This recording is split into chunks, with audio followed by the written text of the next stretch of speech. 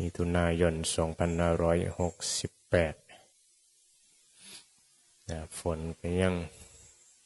ทำหน้าที่ได้ดีทำหน้าที่ได้ดีตกนี่แหละโลกความบ่เที่ยงโลกไม่เที่ยงโลกเป็นทุกขังโลกเป็นอนัตตาโลกภายนอกโลกภายในแต่ว่าโลกภายในก็คืออารมณ์ของสัตว์โลกเพราะว่าหลงโลกกับหลงในอารมณ์หลงในความที่มันเปลี่ยนไปของโลกซึ่งถ้าบ่หลงมันก็เป็นธรรมชาติเป็นเหตุปัจจัยของโลกนี่บ่ศึกษาธรรมมันก็หลงโลกกันสัตว์โลกนี่หลงโลกหลงเกิดนั่นแหละหลงทำกรรมเพราะผมมีความรู้ข้อมูลการศึกษาธรรมะเจอเหตุการณ์อย่างเผชิญเรื่องเล่าอย่างก็เป็นสุขเป็นทุกข์ไปดีแน่ไม่ดีแน่กับนั่นแหละเพลินความเพลินนันทิความเพลินเสียบสุขเสียบทุกข์เป็นจริงเป็นจังไว้ง่ายๆเป็นจริงเป็นจังก็ย้อนว่าเป็นตัวเป็นตนนั่นแหละเป็นอิหลีนะเป็นสุขก็เป็นสุขอิหลีรู้สึกว่าเฮาสุขอิหลีทุกข์ก็เป็นทุกข์อิหลีรู้สึกว่าเป็นทุกข์อิหลีว่าทุกข์บางทีก็ทุกข์จนทนบ่ได้ต้องไปฆ่าคนหรือว่าฆ่าเจ้าของตายนี่แหละเป็นตัวเป็นตนหลงว่าจริงๆแล้วบ่แม่นตัวบ่แม่นตนเฮาเลยเฮาหลงยึดนี่ก็ย้อนว่าบ่ฮู้นี่ล่ะว่าล่ะบ่ฮู้ธรรมะบ่ฮู้การที่ว่ามันเป็นไปตามเหตุปัจจัยธรรมชาติโลกเสื่อมไปสลายไปร่างกายก็แก่เฒ่าไปเจ็บไปตายไปในที่สุดเป็นธรรมดานี่แหละความเป็นธรรมดาความเห็นเป็นธรรมดาเห็นเป็นธรรมะแก่เป็นธรรมดาเจ็บธรรมดารักษาไปแม้ว่าแก่ก็ทุกข์กับแก่ก็เห็นมันแก่กับเรียนรู้แหละเจ็บก็รักษาเฮ็ดในใดให้มันบ่เจ็บหลายมาบางลงหิวก็กินเมื่อยก็พักบริหารอันนี้แหละธาตุขัดร่างกายศึกษาเข้าใจกับอยู่กับสังขารบ่เที่ยงนี่แหละเห็นบ่โดยที่บ่ยึดมั่นถือมันนี่แหละข้อมูลธรรมะข้อมูลความรู้ของพุทธเจ้ามาสอนให้เราเรียนรู้เนี่ยความจริงดังนั้นมองให้มันเห็นความจริงอย่าไปถือม่านหลอกลวงเอาคนเฮาเกิดมาเปิดเพลินอยู่กับรูปกับเสียงกับกลิ่นกับรสแสวงหาความสุขจอมปลอมกันความงามก็ให้มันเห็นอยู่ในซากผีนั่นเป็นว่าความงามอยู่ในซากผีความดีอยู่ที่การละนี่เป็นเท่างามแบบว่างามโอ้ยคนแต่งตัวงามงามอย่างงามหลอกลวงกันนะซากผีเนี่ยมันงามมองใดบางคนก็บอกเข้าใจมันบอกมันแสดงอย่างเขาจึงเห็นว่าผีมันเอาก็แสดงความจริงเนาะล้างที่เนาที่ตายเป็นศพซากผีซากศพก็เฮ็ดในเฮาฉลาดเฮ็ดให้เห็นว่านี่เด้อนี่ล้างเฮาก็จะเป็นได้นี่ฉลาดขึ้นแน่ยังโง่หลายอย่าหลงหลายมันงามมองใดเนี่ยซากผีนี่แหละคือความงามของพระอริยเจ้าคือซากศพแต่ความงามของผู้โง่เขาแบบพูดแล้วสาวงามนุ่งอย่างสุดบิกินี่บ่สุดบิกินี่เป็นว่ามันงามเนี่ยนะอย่าเบิ่งเลื่อนโทรศัพท์ไปเอาใส่สุดโป๊ะเปื่อยยุดเพราะว่าเบิ่งงามเห็นซากศพแล้วมีอย่าเบิ่งซากศพนี่แหละคือความงามของพระอริยเจ้าเพิ่นเห็นป่ะแสดงให้เห็นถึงความจริงให้เฮานี่บ่โง่กับล้างเนานี้สกปรกนี้มันก็ฉลาดตัวมันเห็นว่ามันเป็นของจริงไม่เป็นของปลอมอันนี้เป็นลงของปลอมกันอยู่ผีแท้จริงก็คือนี่แหละผีดิบแต่งหลอกลวงกันอยู่เนี่ย ผียิ่งกว่าผีอีกก็แหละล้างเฮาแต่งตัวงามๆกันนี่มาหลอกลวงกันค่อยงามบ่ จะว่าค่อยงามอยู่บ่ว่างามงามว่าส้มเดียวกับว่ายิ้มเจ้าคืองามแท้ยิ้มขึ้นมาหลอกลวงกันนี่แหละผี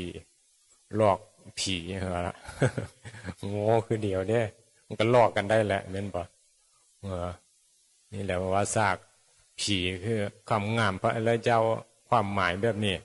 เพิ่นเห็นแล้วเพิ่นให้เกิดความฉลาดเห็นความเป็นจริงบ่โง่ในร่างกายที่สกปรกต้องอาบน้ำคู่มือขัดถูคู่มือแต่งตัวมาโอดกันคู่มือเพิ่นก็ว่างามเดียวลวงเดียวหลอกลวงเดียวนี่แหละผีฮะผีหลอกกันอยู่ให้ฉลาดเนี่ยยังโง่หลงหลายหลงผีกันนี่หลงฮักหลงสร้างกันนี่บ่มันหลอกให้ฮักให้สร้างกันโผล่ไปมีไม่มีเมียไปมีผู้ไม่กันเนี่ยมันหลอกให้ไปฆ่าเดียวย้อนว่ามันเห็นความงามว่าของกิเลสตัณหาและไม่ได้เห็นความจริงคือพระอริยเจ้าเป็นเห็นซากผีดิบยั้งไปยั้งมานี่แหละความจริง จะสิ่งสกปรกอยู่ในร่างกายก็มองบ่เห็นปะ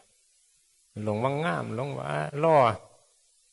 แห้งแต่งตัวแห้งประดับประดาคนคู่มือนี้ก็แห้งงามเห็นบ่แห้งหลงกันมันมีเครื่องปกโค้มผิวเนาะ ตกแต่งเสริมเข้าไปนะเสริมงามเสริมสวยเสริมกิเลสตัณหาความฮักมีคนหลงเสริมดังเสริมผิวให้ขาวเนี่ยเครื่องอำนวยคู่มือเห็นปะเนี่ยฟังธรรมนี่เฮาสิพิจารณาอีแนวหนึ่งเห็นอยู่บ่จังว่าเนี่ยเฮาก็บ่เคยได้คิดว่าการฟังธรรมเพิ่นสิให้เฮามองคนว่าเป็นซากศพมองซากศพเป็นความงามเห็นบ่เพราะว่าชีวิตเฮานี่มันมองแต่งามผู้นั้นงามก็งามไปหลงไปอีหลีอะไรไม่ได้มองให้มันลึกซึ้งไม่ได้มองในแง่ธรรมะแง่ความจริงนะมันก็เลยโง่หลงกันยึดมั่นถือมั่นกันผู้งามก็งามอีหลีคือร้ายก็ขี้ร้ายก็บ่สนใจสร้างพร้อมบางเทีคนขี้ร้ายมาคุยนำบางงามเนี่ยมาคุยกับโกว่าได้ไม่คุยแต่คนงามตัวเป็นตนไปไม่ชีวิตเฮาเห็นบ่โลกทั้งหลายหลงกันมาคือเว้าให้พิจารณานะมันเป็นกันคือกันหมดละสัตว์โลกผู้ลุ่มหลงแม้นเว้าให้ผู้อื่นเว้าให้เจ้าของนั่นแหละแต่ละคนแม้นอยู่บ่ยอมรับอยู่บ่เจ้าของหลงเรียกว่าหลงกายหลงใจเจ้าของนี่แหละหลงว่ากายงามนี่แหละไม่ได้เห็นว่ากายนี่มันคือซากศพซากผีพิจารณาอสุภะพระพุทธเจ้าก็ยังว่าให้พิจารณาให้มันเห็นซากศพซากผีกินแล้วก็ขี้อ้อน้ำลายก็เหม็นขี้ก็เต็มกระโตอยู่ก็มีเห็นอยู่ว่ามีแต่ของสกปรกแล้วก็มาอวดว่างามเนี่ยกันว่าอวดกันแล้วก็ลงกันเห็นป่ะโง่หลงโง่เดี๋ยวมันก็เลยยึดถือกันเลยทุกข์ไปแหละเนาะบ่ฉลาดมันก็อยู่กับความเปลี่ยนแปลงไปความบ่เที่ยงของร่างกายก็ทุกข์แหละนั่นจึงว่าความงามซากผีความดีอยู่ที่ละความดีอยู่ที่ละก็หมายถึงมาสละดีจริงนะบ่มีการยึดดีมันต้องเป็นที่พึ่งของผู้อื่นให้เขามีความสุขให้เป็นที่พึ่งให้เกิดความพ้นทุกข์ต้องละเพราะปัจจัยเข้าของมีเอามาซอยเหลือกันเป็นเจือกันสงเคราะห์กันอาหารแบ่งกันกินอันนั้นแหละละโดยการละให้เกิดประโยชน์สละเป็นผู้ให้เป็นผู้บ่ตระหนี่ที่เหนียวเป็นผู้บ่มีความโลภ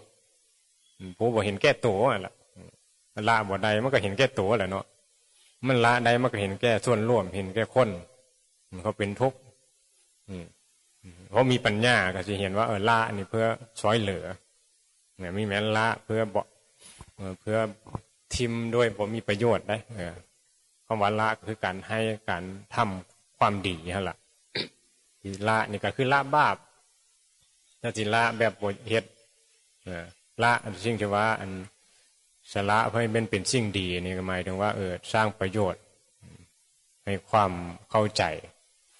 เห็นบ่เนี่ยละสละมีแต่ยึดถือเอามีอยู่แต่เฮาบ่ยึด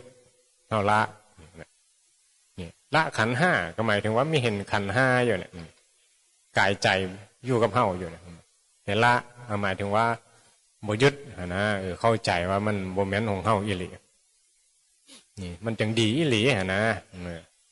นี่ยนี่แหละความดีที่การละพระนี่เรื่องของพระนี่คือความจริงนะพระนี่ต้องเป็นผู้รู้ความจริงได้จริงนี่ต้องอยู่ที่พระหมายถึงว่าพระต้องมารู้ความจริงเฮ็ดจริงทำจริงจริงตามคำสอนพุทธเจ้าปฏิบัติตรงตามคำสอนพุทธเจ้าเพื่อสิได้เป็นพระอิหลีมันก็ต้องเป็นคนจริงเป็นคนรู้จริงรู้คำสอนจริงตรงเนี่ยเรียนรู้ซากศพให้มันจริงเนี่ยไหนบอกมันง่ามอยู่มองใดให้มันจริงเนี่ยจริงตรงต่อธรรมละเพื่อว่าจะละความยึดมั่นถือมั่นตัวตนจึงเป็นพระจริงมันจึงได้เจอของจริงนิพพานมันก็ว่าอยู่ที่ตายก้อนตายก็คือการละตัวตนบ่มีเฮาตายฮะล่ะบ่มีความยึดบ่เห็นแก่ตัวเห็นแก่ตัวเห็นแต่ส่วนรวมแห่งเมื่อตัวแห่งดีแห่งสูญเสียนั่นแหละแห่งนี้มันหมายถึงนิพพานนะแห่งบ่มีตัวนะบ่มีมันมีตัวเด้มันก็เลยเห็นแก่ตัวแสวงหาความสุขมาให้ตัวนะตัวตนตัวกูมันบ่เห็นแก่ส่วนรวมบ่มีการละเนี่ยจังหวะมาศึกษาธรรมะพุทธเจ้าเนี่ยถ้าเป็นพระต้องเรียนรู้จริงความจริงของจริงสัจธรรมความจริงนั่นแหละอริยสัจสี่คือความจริงทุกเกิดขึ้นจากการยึดมั่นขันธ์ห้ารูปนามกายใจมันต้องเรียนรู้ความจริงอันนี้ให้เห็นสภาพต่างๆตามความเป็นจริงให้เห็นซากศพให้มันเป็นความจริงยี่เหล่คือพระอริยะเจ้าเพิ่นเว้านี่แหละมาศึกษาอยู่แบบสงบอยู่แบบสันโดษอันนี้แหละคือความร่ำรวยพระเจ้าว่าสันโดษคือทรัพย์อย่างยิ่งได้ความสันโดษความอยู่ตามเหตุปัจจัยน่าสันโดษเนี่ยอยู่ใส่ก็ได้นะเห็นบ่คือพระธุดงค์เพิ่นไปอยู่อันนั้นเราคนรวยเนาะเพราะว่าไปอยู่ใส่นอนใส่ก็ได้ได้ทุกทีมันเป็นของเฮาได้แม่นบ่เป็นของเฮารวยไปอยู่ใส่ก็ได้กินก็มีคนมาให้บิณฑบาตก็มีคนให้กินเด้ก็รวยตัวเป็นผู้รวยโดยสันโดษแต่กินก็กินแล้วแต่เหตุปัจจัยที่ได้มาเห็นบ่บ่ได้เบียดเบียนเป็นผู้รวยในทางจิตนะไม่เหมือนความคนรวยในทางวัตถุอันนี้เพิ่นละเห็นบ่ละนี่แหละมันก็เลยรวยเพราะว่ารวยในทางจิตในอริยทรัพย์ทรัพย์ของพระอริยเจ้าอริยธรรมธรรมของพระอริยเจ้าอันนี้เฮาก็มองกันเพราะว่ารวยต้องมีของหลายรถหลายเงินใหญ่ที่ดินหลายเห็นบ่รู้หลายมีหลายในนั้นบ่รวยอันนั้นมันรวยแบบกิเลสตัณหาไม่รวยแบบยึดผมมองแบบโลกไม่ได้รวยอีหลี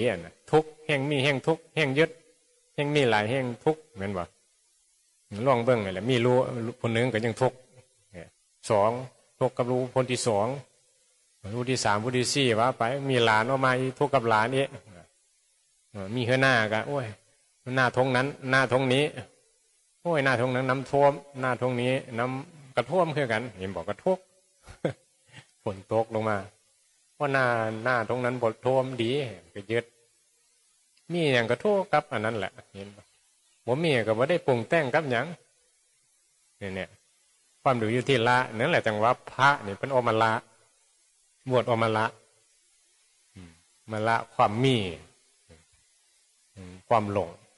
แต่ที่มันยังมีกิเลสมันก็ยังมีความรู้สึกแม่นบ่เนี่ยเพิ่นจังว่าให้ละความรู้สึกต่อสิ่งปรากฏนี่คือการศึกษาภาวนาได้บัดแม่นบ่มันยังรู้สึกกับอีหยังอยู่ให้ละมหานะละกิเลสละเนี่ยหมายถึงละกิเลสนั่นแหละละความโลภโกรธหลงละความบ่ดีสะสมคุณงามความดีไปอะไรเห็นปะการได้มาอยู่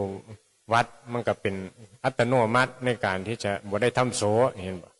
คือได้มาทำความดีเนี่ยมันก็มีโซ่เห็นบ่แล้วทำความดีความโสมันก็เข้ามาบ่ได้แหละเห็นบ่จิตใจมันก็น้อมไปสู่นี่หนทางที่เป็นกรรมดีไปสร้างบารมีความดีไปแม้ปัญญายังบ่มีในการภาวนามันก็ถือว่าได้อยู่ในใกล้ซื่อใกล้เสียงเทศเสียงธรรมดีกว่าใกล้เสียงกิเลสใกล้เสียงยั่วยวนเห็นบ่กระตุ้นให้เฮาได้เฮามีเฮารวยในโลกเขาความยืนได้ยืนมีตัวตนตัวกูมันเกิดสงครามกันก็ย้อนของกูทั้งนั้นแหละย้อนวัตถุอย่ามาแย่งวัตถุกูบ่ยอมกูสิฆ่ามึงเห็นบ่ทีกูได้อันเนี้ยสงครามประเทศสงครามครอบครัวคือกันนั่นแหละทีพ่อทีแม่ทีลูกทีหลานทีพี่ทีน้องอันเนี้ยก็แบ่งปันกันกันบ่ยอมต้องท้อเดียวทีประเทศกูที่ประเทศมึงเห็นบอกมันก็มีกันเยอะแยะวัตถุอะไร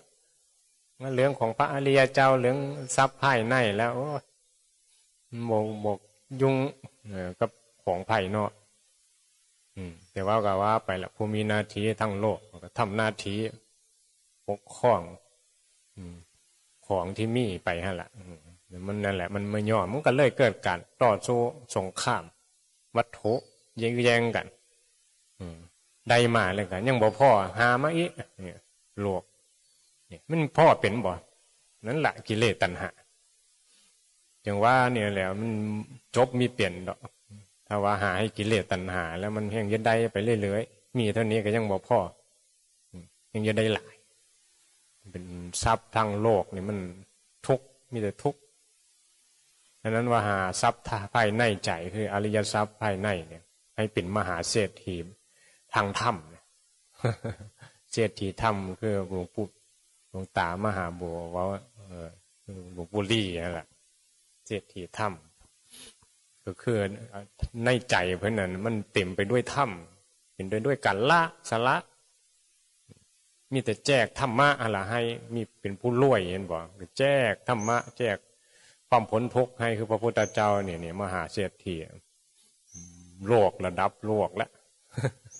มีเหนือพุทธเจ้าดอก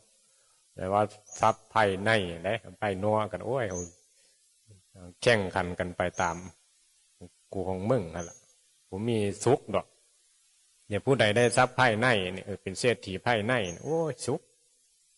อยู่ใส่ก็มีความสุขคือว่าหั่นล่ะผมมีกินก็สุขคือพระอรหันต์บิณฑบาตไปผมมีเขาเสื้อบาทนั่นแหละพระมหาเศรษฐีแบบเพิ่นบ่ได้ทุกข์มันรวยในใจละอย่างนี้เฮาบ่มีความเข้าใจในธรรมก็ปรุงแต่งกันไปมันมีซื่อที่ว่ามาเฮ็ดให้เกิดมุมมองในทางธรรมน่ะเห็นบ่จังว่าหาคำเว้ามาเว้าให้เฮาเกิดการพิจารณาในแง่ของธรรมะให้เฮาใจเฮาว่างเปลี่ยนเฮาก็มีความสุขบ่ได้อยู่ในการร่ำรวยเงินทองภายนอกแต่มันอยู่ในปัญญาในใจเหตุปัจจัยเจ้าของบางคนเนี่ยขยันขันแข็งซ้ำใดก็บ่รวยเห็นบ่ไปเหตุปัจจัยบางคนเกินมายังไม่ได้ว่าจะท้องผอท้องแม่จ้อยรวยล่ะมอบพินัยกรรมให้ลูกในท้องแหละเห็นบ่นั่นแหละบุญเขาแต่ว่าเขามีอุปทานขันมีความโง่ยึดถือของกูกระทบก็เก่าฮะล่ะเนี่ยเพื่อให้เข้าใจเหตุปัจจัยตรงนี้มีโอกาสได้มาฟังธรรมแล้วก็เนี่ยคือไปจะรวยคือเขาเป็นพระมาบวชหูธรรมะคำสอนพุทธเจ้าก็ยังสิยังรวยยังโกรธยังหลงอยู่สูญเสียผู้นั้นหายเสียผู้นี้อยู่โอ้ยนี่ก็มันนั่นมันก็น่าเสียดายจังแม่นโง่เขาสิว่าก็ได้จังแม่นฝึกก่อนให้ฝึกษาให้ละกิเลสในใจเจ้าของก็ยังจะไปสอดส่องเบื้องผู้นั้นผู้นี้ไปเสือกเรื่องของผู้นั้นผู้นี้อยู่เฮ็ดอย่างก็เฮ็ดไปล้วนแหละศึกษาใจเจ้าของธรรมะพุทธเจ้าเนี่ยสอนให้เฮา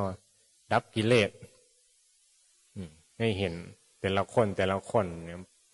ว่าเขาเพี้ยนไปก็ย้อนกิเลสของเขานั่นแหละก็ปล่อยว่างตัวภัยตัวมั่นล่ะเลี้ยงภาวนาแต่ละมือมันผ่านไปแก้ชะล่าไปความเจ็บความป่วยมาย้ำมาเตือนอยู่ตลอดที่ว่าโทษก็เตือนอยู่ ภาวนาแล้วบ่เนี่ยนี่เตือนเจ็บมองนั้นเจ็บมองนี้จังหวะนี่แหละธรรมะก็มาเตือนอยู่กันยังสวยเย็ดหยั่งบ่ได้อยู่เบิ่งเอากิเลสเห็นปะเพราะว่ากระแสกิเลสมาเว้าในนั้นไปนี่เป็นไหลไปแล้วได้เห็นปะว่าเฮ็ดอันนั้นได้เงินหลายเฮ็ดในนี้สิรวยเฮ็ดในนั้นงามสิเอาแล้วได้เห็นปะเมสซี่เจ้าบางเทื่อเขาก็มาขายครีมให้เมสซี่ก็มีได้เนาะซี่ก็ยังงามก็มีได้นี่แหละมันเป็นเรื่องที่ว่า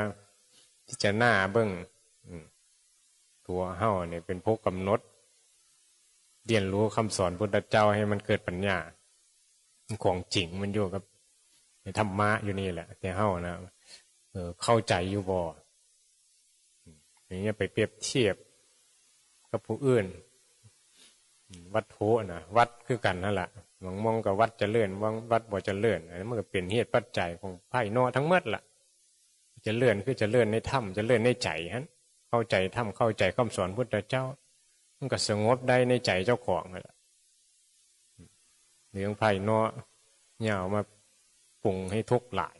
ว่าอยู่ได้โดยเหตุปัจจัยที่สันโดษคือว่านี่แหละนี่คือทรัพย์ที่ยิ่งใหญ่สุดแล้ว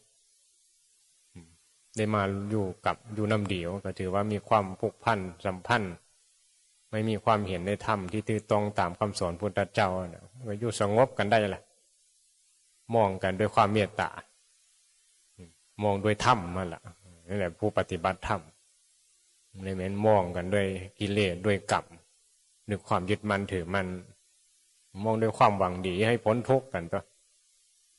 ถ้าบ่มีสติมันก็จะฮักสิสร้างหรือว่าละเฮ็ดนั้นบ่ถือใจเฮ็ดนี้ถือใจลงกันอยู่ทั้งที่จำเตือนว่าถือใจบ่ถือใจมันเป็นเรื่องของกิเลสให้มันจบให้มีสติรู้ตัวไปสัมผัสอย่างก็รู้อาหารแซ่บบ่แซ่บก็รู้นั่นแหละคนยิ้มคนให้คนด่าให้รู้ไปเนี่ยให้มันลงถ้ำเห็นปะให้มันพิจารณาให้มันสรุปลงถ้ำให้มันจบว่าอย่างไงอะไรให้มันจบแต่ละมือนะจิตว่างไปเนี่ยความรวยคือความว่างความบ่เอาหยังนั่นแหละคือสิ่งที่ดีที่สุดละนั่นแหละมันตายไปละทุกสิ่งทุกอย่างตายนั่นแหละคือนิพพานตายก่อนตายไปก็บ่มีภัยตายร่างกายก็ขึ้น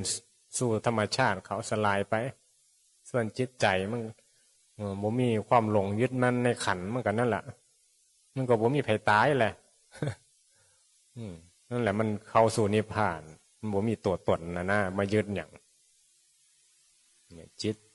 ใจเจ้าของว่ามันเป็นสิ่งที่ยิ่งใหญ่ได้พระพุทธเจ้าเป็นว่าจิตเป็นใหญ่จิตเป็นผู้กำหนดทุกสิ่งทุกอย่างจิตเป็นผู้นำอันนั้นสำคัญอยู่ที่จิตอยู่ที่ใจฮะล่ะนี่แหละแต่ว่าธรรมะก็มาเน้นจิตเน้นใจให้เราให้เกิดมุมมองให้มันมีปัญญามันจะพาผลจากสังขารได้อาตมะฟังสำนี้ละสาธุ